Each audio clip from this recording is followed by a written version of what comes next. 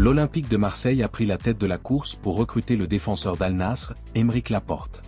Le défenseur central, qui a été associé à un possible retour en Espagne ces derniers mois, semble de plus en plus proche de signer pour l'équipe française lors de la fenêtre de transfert d'été. L'équipe entraînée par Roberto De Zerbi avait déjà tenté de le recruter au cours de l'hiver, mais les négociations avaient été interrompues en raison de différences dans la structure de paiement avec le club saoudien.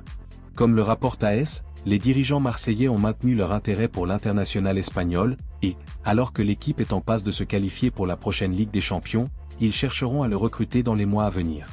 Aymeric Laporte, qui a laissé ouverte à plusieurs reprises la possibilité de revenir dans le football européen, était dans le collimateur du Real Madrid avant le dernier mercato hivernal. Cependant, les Blancos n'ont pas franchi le pas et Marseille semble avoir tous les atouts en main pour conclure l'opération. Le défenseur, qui a fait preuve d'un niveau exceptionnel lors du championnat d'Europe et de son passage à Manchester City, s'intégrerait parfaitement dans le projet ambitieux du club français. L'Olympique a déjà réussi à convaincre de grands joueurs ces derniers mois, comme Ismaël Bennacer et Adrien Rabiot, et il est convaincu que Aymeric Laporte rejoindra son équipe pour prendre la tête de la défense la saison prochaine. Arsenal a clairement besoin de renforcer sa ligne d'attaque pour la saison prochaine, et la grande cible des Gunners est le jeune attaquant du RB Leipzig, Benjamin Sesko. Selon The Independent, le conseil d'administration du club londonien envisage déjà de faire une offre pour recruter le Slovène lors du mercato estival, convaincu que son potentiel s'inscrit parfaitement dans les plans de Mikel Arteta. Benjamin Sesko, qui n'a que 21 ans, s'est révélé être un attaquant au potentiel énorme en Bundesliga, suscitant l'intérêt de plusieurs équipes de premier plan. Cependant, Arsenal semble prêt à tout mettre en œuvre pour obtenir sa signature, même si l'affaire ne sera pas facile.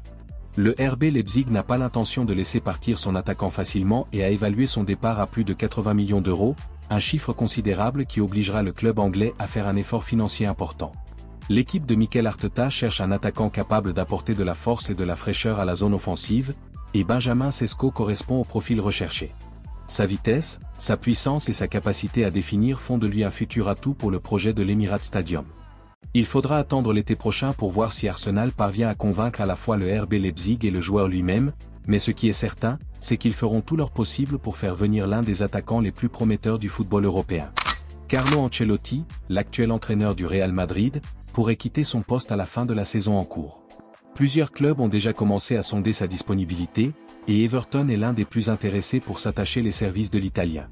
Son passage à Liverpool, bien que bref, a laissé un souvenir positif, ce qui ouvre la porte à un éventuel retour. Le premier mandat de Carlo Ancelotti à Goodison Park a débuté en décembre 2019, après son départ de Naples. Pendant son séjour sur le banc de touche d'Everton, l'équipe a connu une croissance remarquable, rivalisant même sérieusement avec la Premier League. Cependant, son projet a été brusquement interrompu lorsque Florentino Pérez lui a proposé de retourner au Real Madrid en 2021.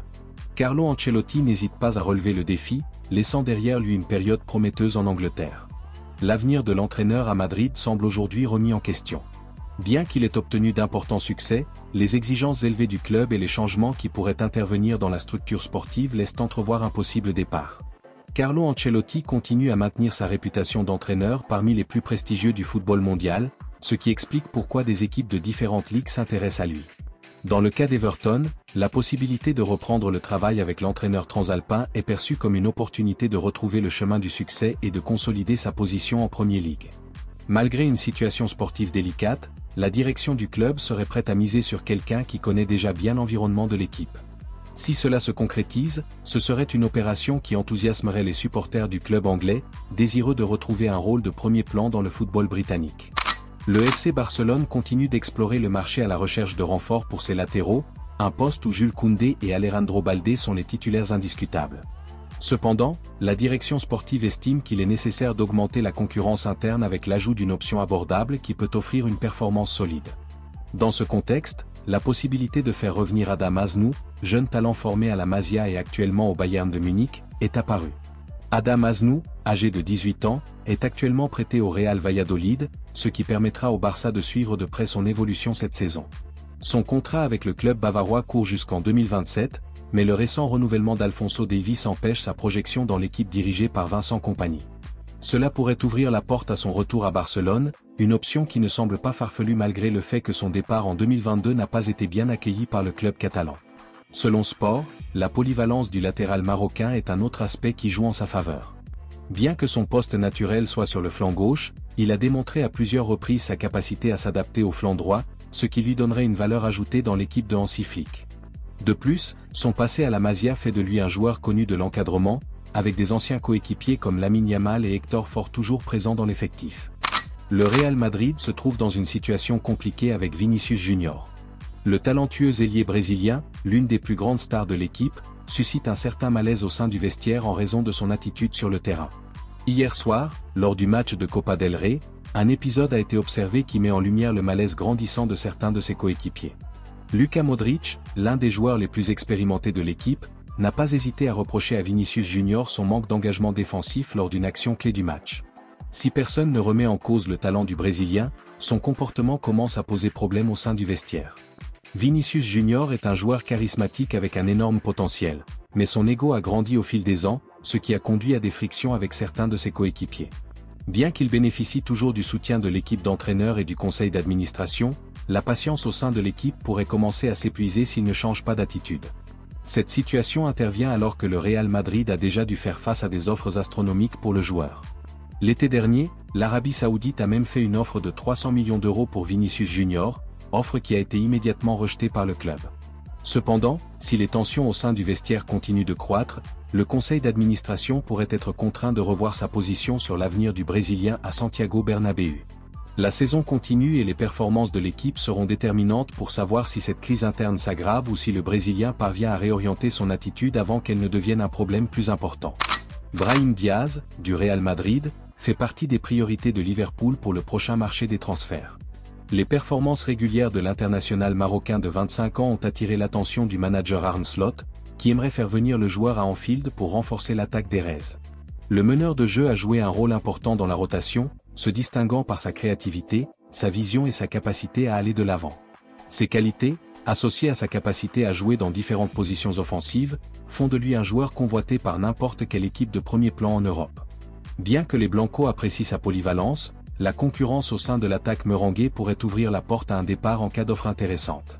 En provenance de Liverpool, Arne Slot a exprimé un grand intérêt pour Brahim Diaz. L'entraîneur néerlandais estime que le joueur s'intégrerait parfaitement dans son système de jeu, apportant dynamisme et profondeur au front de l'attaque. Des discussions informelles ont déjà été entamées et le club anglais serait prêt à faire un effort financier important pour faire venir le joueur. L'avenir de Brahim Diaz semble en suspens. Bien que le Real Madrid n'ait pas exclu sa continuité, l'arrivée éventuelle d'une offre importante de Liverpool pourrait faire pencher la balance. Les prochains mois détermineront si le joueur décide de se lancer dans une nouvelle aventure en Premier League ou s'il continue à se battre pour une place de choix dans l'équipe de Chamartin. Le légendaire défenseur brésilien Marcelo a annoncé qu'il prenait sa retraite du football professionnel. Dans une vidéo émouvante publiée sur ses réseaux sociaux, l'ancien joueur a confirmé que le moment était venu de faire ses adieux au terrain après une carrière jalonnée de grands exploits. Marcelo a été pendant des années l'un des meilleurs à son poste, se distinguant par sa qualité technique, son talent offensif et son charisme sur et en dehors du terrain. Sa carrière de footballeur a débuté à Fluminense, le club où il a été formé avant de faire le saut en Europe. Cependant, son nom restera à jamais lié au Real Madrid, où il a vécu les moments les plus glorieux de sa carrière. Dans l'équipe blanche, le Brésilien a accumulé une impressionnante collection de titres et est devenu l'une des grandes légendes du club. Son talent et son leadership l'ont amené à jouer un rôle clé dans la conquête de nombreux championnats nationaux et internationaux. Après son départ de Madrid, Marcelo est revenu à ses origines pour jouer ses derniers matchs avec Fluminense, bouclant ainsi la boucle d'une carrière inoubliable. Il quitte désormais le football en tant que joueur, mais son héritage restera gravé dans la mémoire des supporters qui ont apprécié sa magie sur le terrain.